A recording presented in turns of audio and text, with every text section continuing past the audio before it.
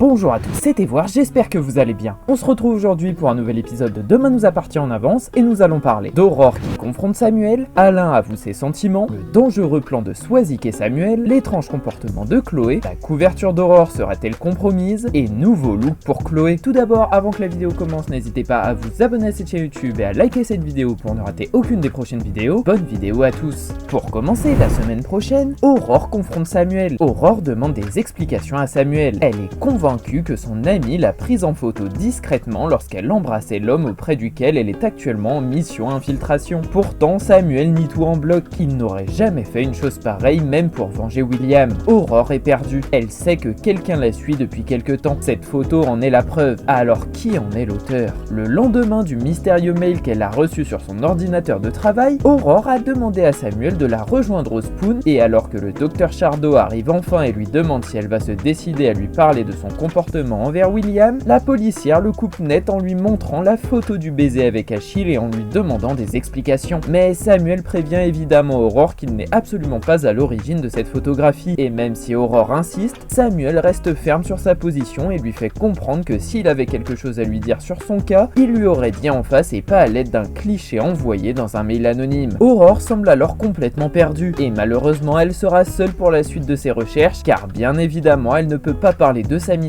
secrète à Samuel, mais l'homme va malgré tout l'aider sans le savoir, car il finit par la mettre sur la piste d'un proche d'Achille qui serait peut-être à l'origine de cette photo. Samuel doit finalement partir, et il quitte alors Aurore en la laissant seule au beau milieu du Spoon avec ses peurs et ses doutes, tout en lui rappelant une dernière fois qu'elle va droit dans le mur avec Achille et qu'elle est en train de gâcher tout ce qu'elle a construit avec son mari William Donnier. Alain avoue ses sentiments. Après Sébastien, c'est au tour d'Alain de déclarer sa flamme à Marianne. C'est parti pour une pluie de compliments au détour d'une balade à vélo. Alors vous préférez la déclaration de Sébastien ou celle d'Alain? Dans les rues de la belle ville de Sète, nos deux amis Marianne Delcourt et Alain Lehaut se sont donné un petit rendez-vous pour profiter d'un moment ensemble le temps d'une balade en vélo. Et lorsque le père de François rejoint la docteure, il s'étonne de la voir encore une fois en avance. Mais Marianne, toujours avec son côté piquant et son humour bien trempé, lui rappelle que c'est lui qui est encore en retard. Après ces chaleureuses retrouvailles, nos deux sexagénaires décident de regarder un peu l'itinéraire qu'ils vont devoir suivre avec leur bolide. Et Marianne est alors choquée de voir qu'ils vont passer près d'un très bon restaurant et que son ami Alain a déjà réservé la plus belle table qu'il soit rien que pour eux. L'homme lui explique alors que c'est tout à fait normal car il a envie de lui faire plaisir, et il se lance alors dans bien plus de bons sentiments en avouant à Marianne qu'il la trouve magnifique aujourd'hui, et cela même si elle porte un casque de vélo et une tenue jaune fluo, ce qui a pour conséquence de créer un petit malaise chez Marianne Delcourt. Malheureusement, Alain n'aura pas vraiment su obtenir un quelconque signe de réciprocité car la docteure Delcourt décide de changer de sujet en démarrant une course de vélo contre le haut, ce qui prouve qu'elle n'est pas encore prête à se lancer dans une potentielle relation sentimentale avec Alain. Le dangereux plan de Swazik et Samuel. Samuel et Swazik sont déterminés à sauver l'histoire d'amour de William et Aurore. Pour ce faire, Swazik a un plan bien ficelé. Elle compte écrire au prénommé Achille l'homme avec qui Aurore passe tout son temps pour l'inviter à boire un verre. Une façon en quelque sorte de prouver à la policière que son nouveau flirt n'est pas honnête. Ce que Swazik ignore, c'est qu'elle s'apprête à se jeter tout droit dans la gueule du loup. En salle de repos de l'hôpital Saint-Clair, notre cher Swazik semble avoir un plan incroyable pour rabibocher Aurore et William. Alors dès que son collègue Samuel lui demande en quoi il consiste, Vernet lui fait comprendre qu'elle veut exploiter les failles d'Achille pour dégoûter Aurore et qu'elle décide finalement de se remettre avec William. Ce plan pourrait peut-être fonctionner dans les films, mais dans la vraie vie, Samuel est très mitigé face à cette idée saugrenue. Il demande alors à Swazik ce qu'elle compte faire exactement, mis à part si ce n'est pour suivre Achille au téléobjectif comme quelqu'un le fait déjà très bien depuis quelques jours. Mais attention, le docteur Vernet n'a pas encore dévoilé toutes ses cartes, et elle explique donc à Samuel que son objectif est de se rapprocher d'Achille avec la même méthode que l'a fait Aurore, et elle compte en effet s'inscrire sur une application de rencontre pour tomber sur son profil, ce qui lui permettra de prouver à Aurore qu'Achille n'est qu'un vulgaire coureur de jupons. Samuel n'est pas vraiment sûr que ce plan va beaucoup plaire à François Lehaut, mais il n'aura pas trop son mot à dire car Swazik est certaine que son plan va fonctionner, et elle se prépare donc à aller boire un verre en tête-à-tête avec ce fameux Achille sans même se douter un seul instant de son extrême dangerosité envers les femmes. L'étrange comportement de Chloé. Alors qu'Alex retrouve enfin du réseau, il reçoit un étrange message de la part de sa femme Chloé. Depuis quand l'appelle-t-elle mon bichon? L'ostréiculteur est consterné, mais de son côté, Bruno Paoletti ne s'alarme pas. Chloé veut juste imiter les jeunes de sa promo. Au sein de son magnifique masse ostréicole, Alex Bertrand réussit enfin à obtenir de la connexion, ce qui lui permet de recevoir recevoir toute une panoplie de notifications plus inutiles les unes que les autres, ce qui fait déjà bien rire son collègue et ami Bruno qui est aux premières loges de ce spectacle technologique. Mais alors que les notifications se déchaînent, un message de Chloé s'immisce parmi toutes les publicités intempestives. Alex décide alors de l'ouvrir, et sa femme lui demande en effet si elle peut aller à une fête avec les camarades de sa promo. Et ce qui étonne l'ostréiculteur, c'est de voir qu'elle le surnomme désormais mon bichon, ce qui a de quoi le laisser littéralement bouche bée. Et même si Bruno tente de le rassurer sur le fait que Chloé a sûrement dû se faire influencer par sa promo, car les jeunes parlent souvent comme ça, cela ne calme pas Alex pour autant. Mais il décide malgré tout de ne pas perdre la face, et il répond alors à sa femme: pas de soucis ma bichonne, big bisou, en espérant que ce message montrera à Chloé qu'il est compréhensif et qu'il sait rester jeune dans sa tête en toutes circonstances, ce qui fait plutôt rire notre cher Bruno qui ne rate pas une miette de cette drôle de discussion. La couverture d'Aurore sera-t-elle compromise? L'heure est grave au commissariat de Sète. Alors que la police s'apprête enfin à arrêter Achille, Swazik risque bien de mettre toute la mission en péril sans le savoir. Martin Constant doit prendre une décision. La couverture d'Aurore ne tient désormais plus qu'à un fil. La gynécologue va-t-elle révéler malgré elle toute la vérité au dangereux arnaqueur? Au commissariat de Sète, les policiers sont tous sous très grosse pression et il faut dire que la situation ne les met pas à leur avantage, car ils sont censés procéder à l'arrestation d'Achille dans moins d'un jour, sauf que Swazik s'apprête à aller à un rendez-vous galant avec l'homme depuis son idée de plan avec Samuel, ce qui stresse Aurore, qui se demande s'il ne devrait pas en parler à la gynécologue de l'hôpital Saint-Clair. Mais Martin est clair, personne d'autre ne doit être au courant de cette mission infiltration, et même si Manon est plutôt d'accord avec le commandant Constant, Aurore est de son côté très remontée car ses collègues ne semblent pas prendre conscience de l'ampleur que prend la mission, car Swazik va selon elle tout raconter à Achille, et cela même si son plan ne fonctionne pas, ce qui ferait échouer tout le travail de la police en plus de mettre en danger la femme de Leo. Martin finit alors par réaliser lui aussi que la situation peut très rapidement dégénérer, et on peut dire que le message de Samuel les prévenant que le rendez-vous de Swazik et Achille a été avancé de quelques heures est la goutte d'eau qui fait déborder le vase, et il accepte donc qu'Aurore prévienne le docteur Vernet par téléphone en espérant qu'il ne soit pas déjà trop tard. Enfin, la semaine prochaine, nouveau look pour Chloé. Depuis sa rentrée en école d'infirmier, Chloé revit toute la fougue de sa jeunesse. Ce soir, la maman des Delcourt a encore une soirée à thème à honorer. Et quel thème! Chloé joue le jeu à fond sous les yeux étonnés d'Octave et Alex. Elle a opté pour un look très coloré qui lui va ravir. Alors que le jeune Octave rentre tranquillement du lycée et qu'il se dirige dans le salon des Delcourt, il tombe nez à nez sur des valises de vêtements flashy disposées un peu partout sur la table basse. Mais le jeune homme décide de ne pas y prêter plus d'attention que ça, alors tranquillement sur le canapé avec son téléphone portable à la main. Mais soudain, alors qu'il scrolle sur TikTok, Octave est rejoint par Chloé qui porte une combinaison intégrale de ski pour une soirée déguisée organisée par les camarades de sa promo. Et étonnamment, il faut dire que la mère Delcourt la porte plutôt bien. Et contrairement à ce qu'elle pensait, Octave ne lui fait aucune remarque désobligeante. Au contraire, le jeune homme est persuadé que sa tenue sera la plus drôle de la soirée et qu'elle respecte parfaitement le thème imposé. Soudain, alors que Chloé est à fond et a déjà l'impression d'être sur le dance floor, Alex, son mari, débarque à la maison d'un air plutôt étonné en découvrant le déguisement de sa femme. Et alors que cette dernière lui demande de l'aider pour choisir les derniers accessoires qui iront parfaitement avec sa tenue, Alex lui fait comprendre qu'il est fatigué de sa journée de travail et qu'il préfère aller se coucher. Chloé ne s'en rend peut-être pas encore compte, mais son retour à la jeunesse éternelle pourrait finir par faire plus de mal à son couple qu'autre chose, si elle ne ralentit pas un peu le rythme sur les soirées dansantes.